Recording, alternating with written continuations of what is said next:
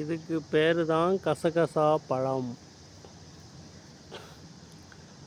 பார்த்தீங்கன்னா அழகாக இருக்கா, பார்க்குறதுக்கே ரொம்ப சூப்பராக இருக்குது. நிறைய இருக்குது. இது வெயில் டைமில் எனி டைம் பூ வச்சுக்கிட்டே தான் இருக்கும். பழம் செம ஸ்வீட்டாக இருக்கும். இதை எப்படி சாப்பிட்றது? தோலை தூக்கி போட்டுக்கணும். திரும்பவும் இதை பறிக்கிறோம்.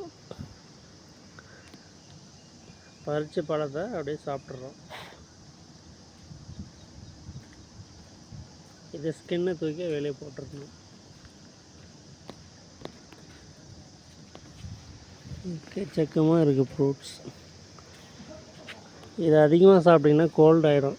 ஏன்னா ஃபுல் வந்து வாட்டர் கண்டென்ட்டு, செம ஸ்வீட்டாக இருக்கும். பயங்கர ஸ்வீட்டு, சுகர் மாதிரி.